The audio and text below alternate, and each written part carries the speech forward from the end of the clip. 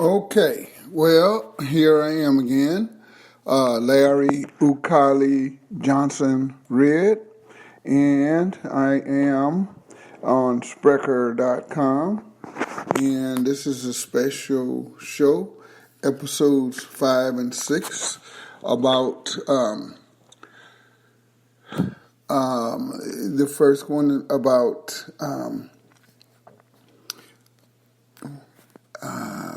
the first 2 years of Donald Trump, and we'll also dive into what will make black people excited about the current election. Off the top, I think Cory Booker has hit a part of the target, like ending mass incarceration with his proposal to get some 17,000 people out of jail as a part of his initial efforts if elected to the White House. I heard that yesterday on the news, and that's significant. Well, let's get into it again. And again, the first one is going to be about the 2 years evaluation of Donald Trump. And, the background for all of this is first that my name is Larry Ukali Johnson Red, and I am the founder of SpeakFreely.com, publishing, and I'll continue to ask for your support by buying and downloading my ebooks to your desktop or your other media. Again, I'm the founder of Speak Freely Publishing. And again, I will need your help. I'm reaching out to you across the country because the news media in this country of America has ignored me. Despite my writing 6 books and now working on the 7th book, which is called Letter to My Brothers. And again, it's a book to young people, basically telling them the wisdom of the elders on how to be good in school, how to survive in school, why, and what to do with your life in terms of empowerment and technology learning as a young person and learning to rule our world. So that book is almost finished. We're starting to look for publishing opportunities at this point. But what we want to do now is go back over 2 live shows. They either were live or they were missed, in the sense that there was no recouping of them and no record of them. Although the record shows there was some attention given to it. Okay? All right, so we're going to start then in a very basic way because now reparations has entered into the political fray. It was in the 1860s, after emancipation, that the Senate voted down reparations because they were proposed. And those reparations were proposed on the basis of 40 acres and a mule for every slavery survivor. Well, remember, there were a lot of people who did not survive. People were killed. People were hung. People had their tongues cut out, even their private parts cut out, just for being accused of looking at a white woman or being accused of that. So we have had some real challenging days as a people in this country. And I'm speaking now to my people because I know there may be other listeners here. But you guys who are the other listeners, you need to learn about the trauma, the ongoing trauma that we have had and endured in this country, as well as, the overreach. The continuing trauma, because a lot of the past trauma has led to the present trauma. And so that's why there is a need for reparations in the first place. And so, to all those brothers and sisters who are out there speaking up for reparations, even to the white Americans who are speaking up for reparations, because even in the 1860s, there were some whites who were saying, yeah, we need to have at least 40 acres in the mule. After 10 generations of people being used, brutalized, oppressed, exploited, and killed, as well as kidnapped, having their language and culture ripped out of their mouth, having their butts whooped until they said their name was Toby instead of what the African original name Kunta Kinte was. That picture was just an example. And so we're going to start this out with this four-part piece I have called Reparations, and it comes out of my book, History to Destiny Through Afrocentric Poetry. And before I read it, let me just say to you that I have 6 books. The Black Expatriate in Africa was the first book, which turned into later Journey to the Motherland from San Francisco to Benin City, and it's an autobiographical novel. Okay. Secondly, we have here my second book was called History to Destiny, which I'm just about to read to you from right now. My third book is called Loving Black Women, Essays and Spoken Word. Fourth book is called Long Distance Love, and as a former long distance lover, I'm going to warn you, be careful, leave that alone. Love the one you with, find somebody close. In my fifth and sixth book, which is a 2-part series, American Challenges in the Obama Era Parts 1 and 2. And then finally, Letter to My Brothers, my upcoming release. So you can go to Amazon.com Kindle and put Larry Ukali Johnson Red in or Larry Ukali Johnson Red's author's page in the search, and you should come up to an opportunity to download any one of my books, and at reasonable prices. I think Journey is $3.99, Long Distance Love is $4.49, and the rest of my books are $2.99. So, and you can also visit my website, www.lovingblackwomen.com, and if you want to respond by email, ljred52@aol.com. Okay, there you go. So now, reparations. To all those who died from violence, to all those who suffered in silence, to those still living, to those who are dead, to those of us terrorized, to those unafraid. Part 2. To those who sat peacefully in Africa, to those stolen in a village raid, to those raped, to those plagued, to those who suffered on the Middle Passage, to our ancestors who worked and were never ever paid. Part 3. To those captured and treated like a slave, to those who died in an unmarked grave, to those who suffered down through the years, to those who suffered and those with fears, to those in jail where the system failed, to those of us Africans, America impaled, to those of us they shot down, to those of us some lost, some found, to us black survivors, we must be paid. Reparations, hear what I said? For all the years in white oppression, justice demands reparations, a white concession. And so, that reparations poem is kind of timely now, as they were speaking about reparations in the in the House bill, H.R. 40, which this is not the first rodeo for H.R. 40, an effort to have reparations studied. Comes back to Conyers.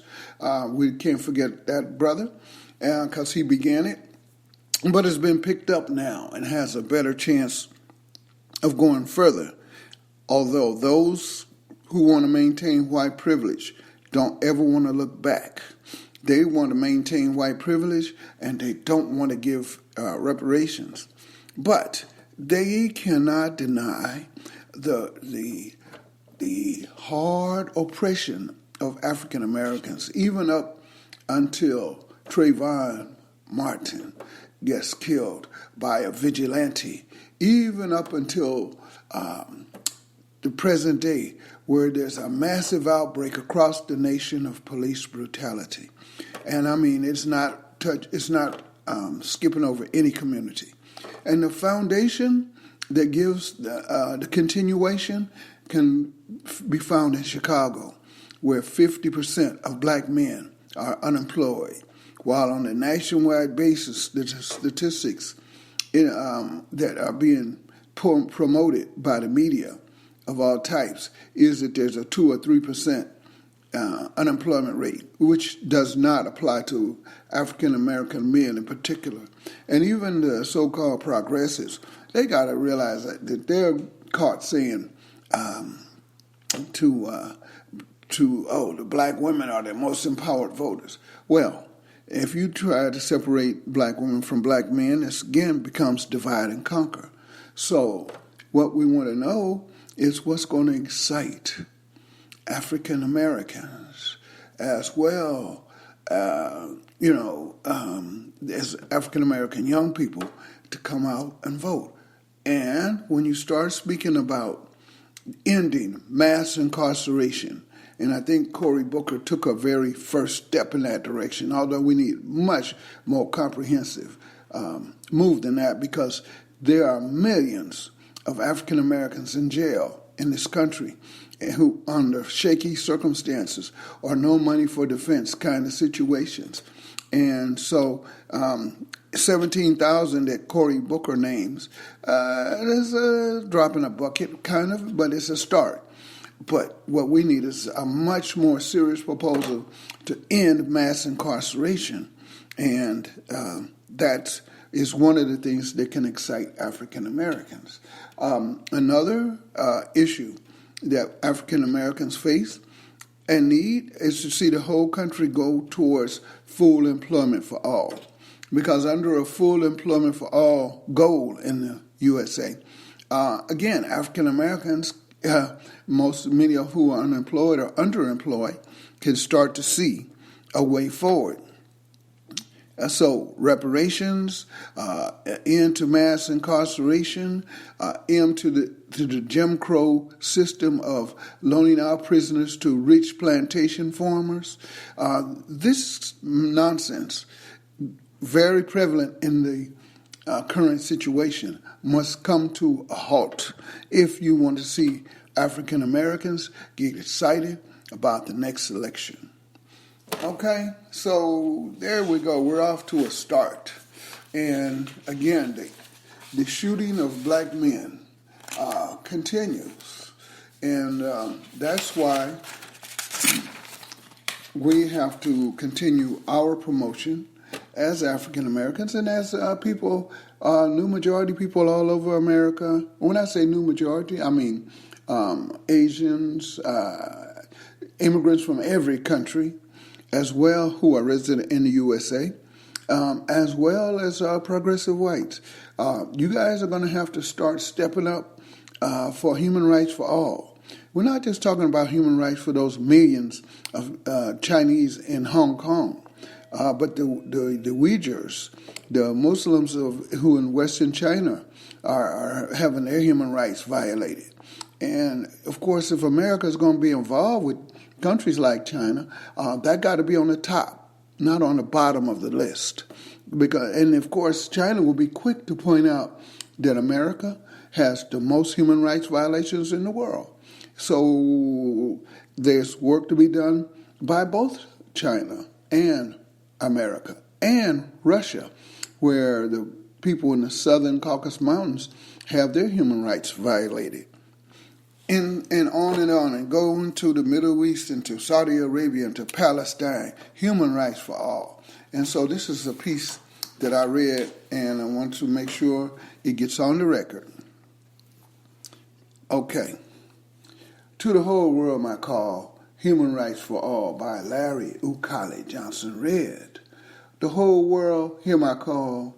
Oppression must fall. Human rights for all.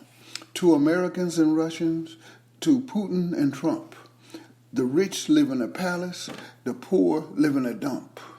To all communities, to the old and the new, majorities and minorities and new majorities. Human rights for American citizens, human rights for immigrants. Can a new president in 2020 grant all immigrants to a new amnesty? Let all people live free? End official police murder. End racial discrimination in every community and nation. Human rights in southern Russia. Human rights in western China.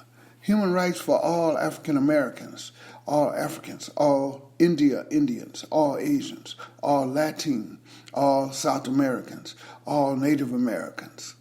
Human rights for all blacks and natives of Brazil with an all-white cabinet and mass incarceration, killing, oppression of blacks, natives in the Brazil nation. Let's have an end to that. Another racist system and state and police military oppression and repression of our Brazilian brothers and sisters. Fight for Black Brazil's human rights, ending military oppression. To the whole world, human rights for all. End voter suppression. End political human rights suppression. End political racial brutality of the black and the brown. Racism causes a frown all over town. No citizen or immigrant should be held down. Then we could smile, not frown. Human rights, power, and peace throughout the Middle East. To the whole world I call human rights for all. Human rights for the Kurds, Yemenis, and Palestinians. World, hear my call, human rights for all. From Trayvon to Stefan, human rights violations. No more stall, hear my call, real human rights for all. Human rights for West Papua, New Guinea. Can you hear my call? Human rights for only some? No, human rights for all. Fundamental human rights for all I call. Human rights for West Papua, New Guinea. Human rights for all I call. Human rights for all Nigerians, North, South, East, West, and Midwest.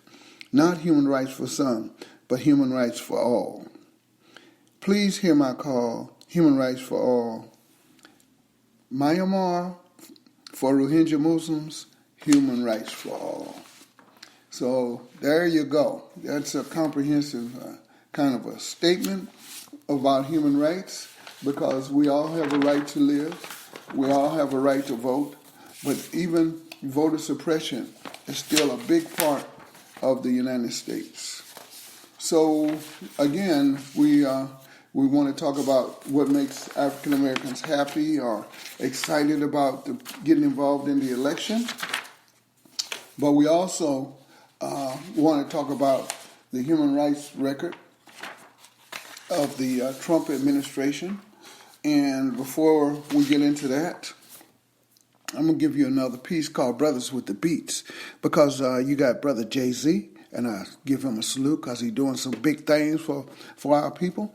But we got a whole lot of other brothers with the beats, and we need to hear from you on the basis of all these human rights violations that our people like Amadou Diallo, who was shot because he had a phone in his hand, and who else was Stephon Clark had a phone, and of course the police said he had a gun, and so this kind of falsifying the killing of African Americans must cease. But we need to hear more from the brothers with the beats, and we need to hear it also in the entertainment, knowing that there are powerful Jewish interests and other interests who might want to suppress that message, just like voter suppression is real, not just in North Carolina or South Carolina or Florida, but voter suppression is a factor all over the United States. And we got to make sure that we break down the barriers to the ballot and get in there and get our votes counted on things we really want as a people, like reparations and like getting white supremacy out of the White House. Because right now, white supremacy, Donald Trump is in the White House promoting racism, promoting genocide, saying nothing when the police kill black men and black women, saying nothing, and not giving any leadership to the police as though it's the benign neglect of the past, and we can't live with that. Okay, brothers with the beat. Brothers with the beat. Bring the message to the streets. We got to love ourselves before we love anyone else. Too much internal bloodshed among us. We need unity. While we fight for freedom, we must practice good wisdom. You brothers with the beat, you are incomplete. Give this message to the hood and the street. When you give out the beat, get off your knees, on your feet. We got to hear you speak about the freedom we seek. Brothers with the beat, we face defeat. With no unity or black liberation, we face self-annihilation. Deliver the word to the hood and the street. Deliver the word with brothers beat, with a brother's beat. Brothers, don't be weak. Off your knees and on your feet. Against hands up, po murder. Even a sister, they will kill her. Our black lives must matter. Fight for our human rights. Fight voter suppression, or we will continue to hang like kites. Brothers with the beat, to our hood, hip-hop, and the street. While we fight for our freedom, we must practice good wisdom. We got to love ourselves before we love someone else. Our human rights must be respected. Popo, we tired of being disrespected. Brothers with the beat. Brothers with the beat. Brothers with that beat. Brothers on your feet. Sisters with the beat. We know you are sweet. Even if you don't, give a brother a treat. Sister with the beat. Tell the man the way they beat Sandra Bland was a crime in the land of Uncle Sam. It was a crime in a democracy, brutal hypocrisy. Sandra, our sister, died. We charge genocide. And Fred Gray, too, killed in police custody. Our ancestors hung like kites while we are still fighting for our human rights. Don't let the smooth taste of white supremacy fool you. That's why I'm here to school you, too. Sisters with the beat and brothers on your feet, our ancestors hung like kites, together fight for our human rights. Okay, so yeah, what has happened during the first 2 years that Donald Trump has been in the White House? First 2 years, first 2.5 years. First, we had the situation in Virginia. And, you know, I know how the time goes. It goes fast on this. So you will always be able to go to my Facebook page, go to Ukali the African, and so you can get this the full 2-year evaluation of the Donald Trump presidency. But I'm going to give you the highlights. Okay, so very early in his administration, we had the Charlottesville situation where the Nazis and the KKK were marching together to save Robert E. Lee's statue, which should come down because he was a racist clown, because he was the one leading the South against freedom for African slaves, freedom for African people. It was as though African people didn't build the world and all the pyramids and had all the knowledge and universities in Africa to show we were much more civilized than the West. But that ruse, that lie of white supremacy was utilized to grab black people and make them slaves in the South, and then all the way down to Brazil and Argentina. But when the Nazis were saying land and soil, you will not replace us, they were singing Nazi hymns. And Trump came on initially and said, oh, they were good people. He later tried to walk that back like he always does.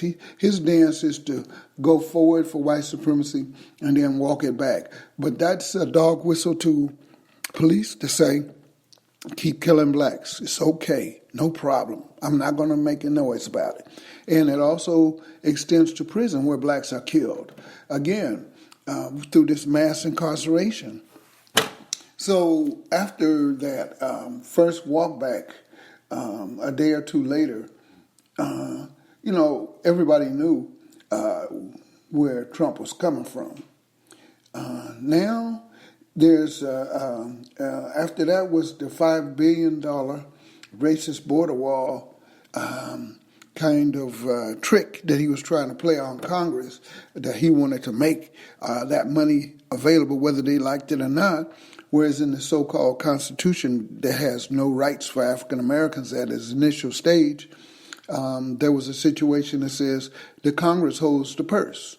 And so Donald Trump closed down the government in his first 2 years, again trying to extort $5 billion for a border wall he promised Mexico would pay for, and where Mexico said, we're not going to pay for it. And so, meanwhile, because of American intervention all over the world and 650 military bases, there's a caravan of people coming up from all the victim countries of Central and South America and even to some extent the Caribbean.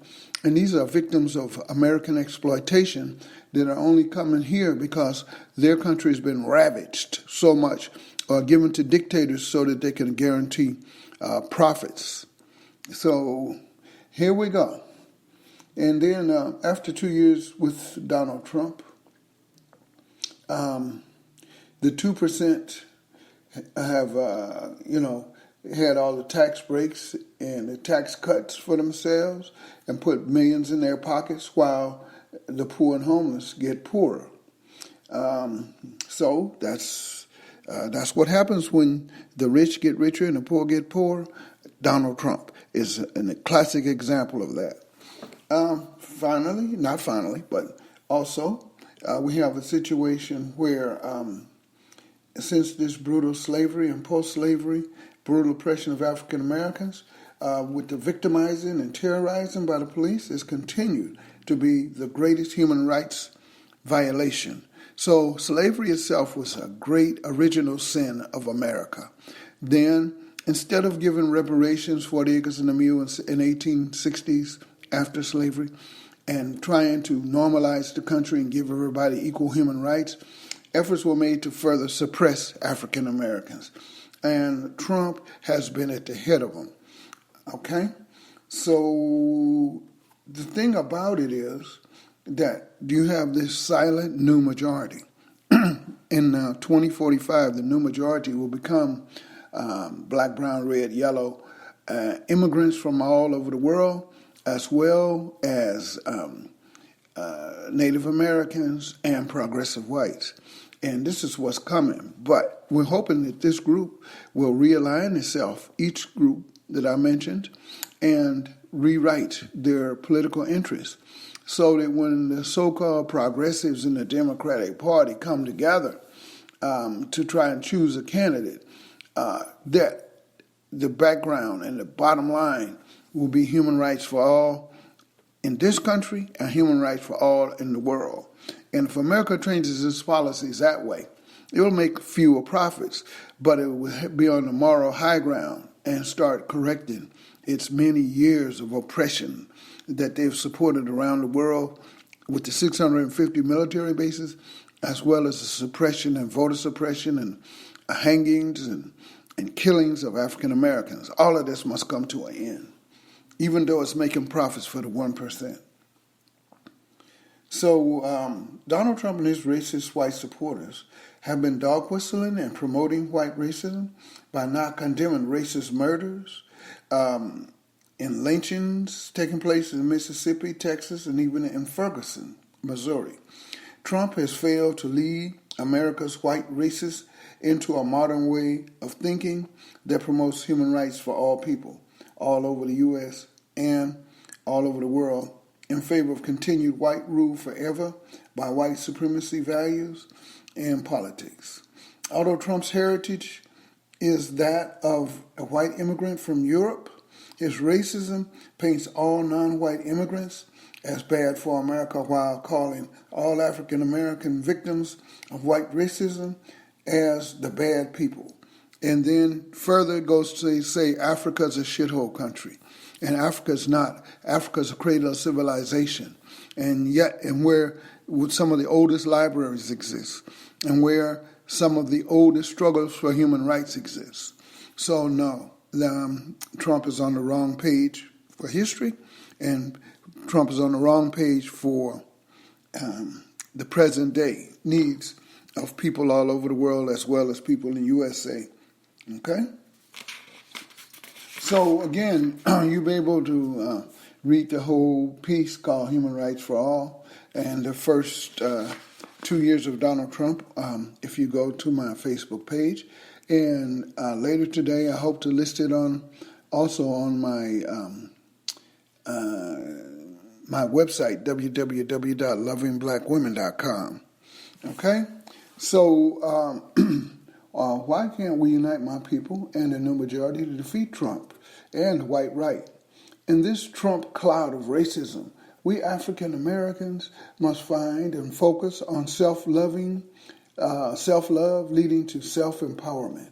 Latinos and Mexicans and Central and South Americans, as well as all immigrants of color, must rediscover self-love to promote the concept of the new majority realignment and self-love to re-energize a progressive effort to vote Donald Trump and his wealthy white racist supporters out of office in 2020. Trump-driven and Trump-inspired white racism have encouraged police to continue to kill unarmed African Americans, and we see that every part of the country. Chinedu Okobi is a Nigerian resident in California who was killed by the San Mateo County Sheriff's Department when he was unarmed. Again, de-escalation tactics are just not there. And anytime a white guy feels threatened with a gun in his hand, his first act is to shoot and ask questions later. Shoot when you see a phone instead of asking, is that a phone or a gun? Shoot first. And so that's why we had the 392 written in its original form, which I have a copy of. And it was, again, watered down so much by the police lobby in Sacramento that the families who are victims of having their loved ones shot have, left it and not supported it. Now, what remains of 392 is still might be a good doable situation, but a lot of the teeth of 392 was taken out and taken down by the police prison guard lobby, which is one of the strongest lobbies in California. Nevertheless, we have some remnants of 392. And what I call on black lawyers to do across the country is to come together, write up the original 392, put some more teeth in it, and that way African Americans across the country could support this legislation to end police brutality forever and to set down de-escalation tactics as well as expectations. Because really, even with all the 392s, even if the 392 was a national law, the originally written 392, you would still have attitudes out there of police who want to kill blacks and who put notches on their guns for every black they're able to kill and get away with. So we just got to be conversant of the fact that this is all stemming from the dog whistling of racism by Donald Trump. That goes back to the lady who called the police on the brother who was barbecuing out there in Oakland. It goes back to the child who was selling water on a hot day and having this white woman call the police and say she's selling water without a license. All of this because they know Donald Trump doesn't like black people or black interests, and so they figure they can get away with it under Donald Trump. And we as a people got to become aware of it, that there is tyranny or abuse of power in white supremacy and in the streets by the police. And so this is what is our biggest challenge. But the biggest challenge we face is that we have to come together as a people, and we have to stop ourselves from the self-annihilation activities, the self-murder, the black-on-black crime, the black-on-black killing. First of all, we've got to become aware that this is a society under surveillance. So if you do a robbery or a smash and grab, you're more likely going to be on the news smiling while you're smashing and grabbing. And then the next thing, you're going to go down and start getting, a big sentence and working in a prison for $1 a day, because that's how the prisons are set up. And this is what we need to avoid. But the best way for us to fight the tyranny on the streets and the tyranny of white racism in America is for us to start on practicing a strategic national black consensus. Well, if you want to really read about the whole proposal of a strategic national black consensus, download my book, American Challenges in the Obama Era Part 1, and also it's followed up in Part 2. Okay, so again, I write books. I don't write books just for myself. I write books in the interest of my people. And I knew my people needed to know more about Africa. Even I needed to know more about Africa. I ended up with my first wife being a Nigerian. I ended up with, being unemployed with my degrees, my first 2 degrees, my USF bachelor's and my Golden Gate University master's degree in public administration. And so Chinwe says to me, Larry, if you come home with me to my African country, Nigeria, you will never be unemployed, and you won't have your dignity as a black man always being doubted. And so I went to Nigeria with Chinwe and found that I was not going to be, I was respected and I was never unemployed. So to that, I take my hat off to Nigeria. But again, we're coming back to Donald Trump. He churning up exploitation of American corporations in the developed and underdeveloped world through his KKK-inspired America First policies.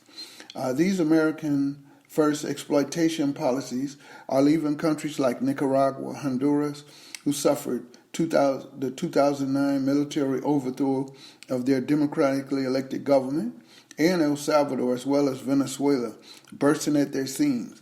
Thousands of the victims of American imperialism are now at the U.S. border. They're coming here because the Americans have destroyed their country through exploitation and other unjust moves based on the same racism, because the people in Central and South America are black and brown.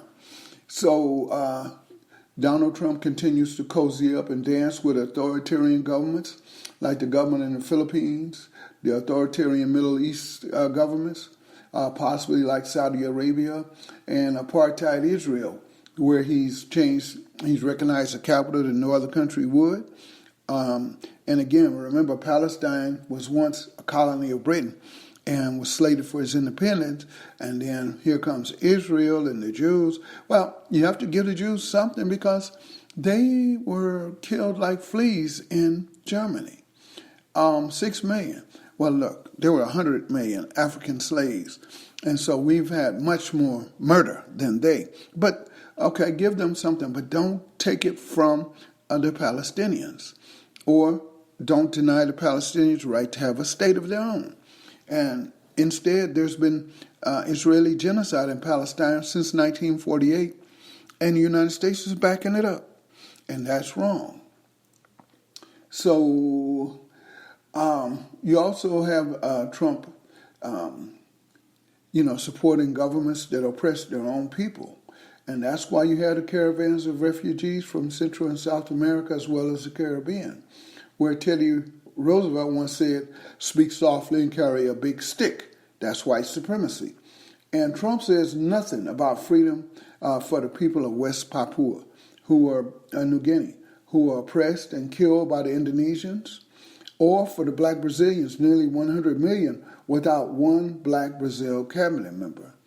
Under these racist and genocidal circumstances, we must all realize American intervention goes back to the Monroe Doctrine and all the way back to slavery and colonialism, and that these must be ended in order to have a world where human rights for all is recognized. Well, I tell you, it's a nasty situation, but I will say this, that cop violence is continuing, so please go to News One. They are doing a good job of research. You can download all the instances around the country of police murder and of them getting away with it. And I must say that there are things going on that we need to stop as a people, and I'm speaking now specifically my people, my African American people. We need to have a strategic national black consensus to deal with 400 years of slavery, and so we must come together on a whole nother basis, just among ourselves, just to relieve us from the trauma, to relieve us from the feelings of misery because of our position after 400 years of slavery. So it's called a unity thing. And so this is from my book, History to Destiny, through Afrocentric poetry. And it's called Unity Thing. And it comes from the time when all the rappers got together in the 80s and they were doing a unity thing. Okay. If we are all in the same gang, then it's a unity thing. Brothers and sisters in our community, end the war and practice more unity. 26 caskets lined up at City Hall, 26 killed in 24 months. Must more fall? To the young brothers, to the young men, don't be a killer, be a brother or a friend. Stop being a clown warring brothers from other side of town. Unless self-destruction is our function, one gang, you see, it's a unity thing. Too much blood is shed, too many underfed, too many oppressed, too many dead, too many mothers, too many years, too many sons killed, too many tears. If we all in the same gang, then it's a unity thing. Brother and sister in our community, end the warfare. Our people need more unity. Okay, so I'm just giving you some of my love. Just giving you some of my from my books. That one came from History to Destiny through Afrocentric poetry, and I just want to remember Lagos now. I don't know if you ever been to Lagos, but you should. But I'm gonna remember Lagos right now for every African American who was ripped away. Okay, all right, and I'm gonna have to. This might be my last poem. Okay. All right. It is ugly and pretty. It was the capital city. Of course, it's called Lagos, remember. It's ugly and pretty. It was the capital city. Like New York City, not very much pity. Full of historic places and walls of black faces. And the Obus palaces with cultural traces. Here, Afrobeat and reggae tunes. Sweet soul music, if you choose it. On the bridges or the freeway, have a good time every day. Nightlife and skyscrapers, the music will boom. And there is a hot sun in the afternoon. You can eat and you can dine. And many of the sisters are very fine. On Lagos Islands and many lagoons, enjoy the beaches and the sound of the tunes. So there you go. Again, I'm coming toward the end here of my broadcasting time.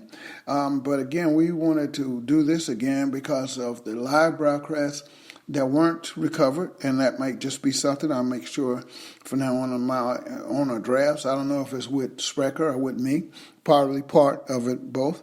But this will prove to be a bridge from the 2 episodes that were missed.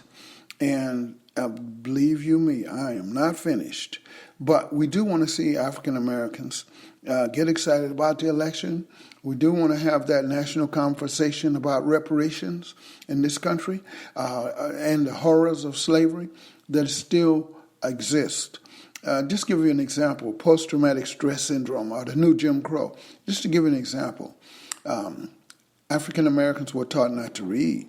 And if we read, If we read, we would be beat up, brutalized, tore up from the floor up, hung sometimes even. So we have to bring America forward with this human rights record.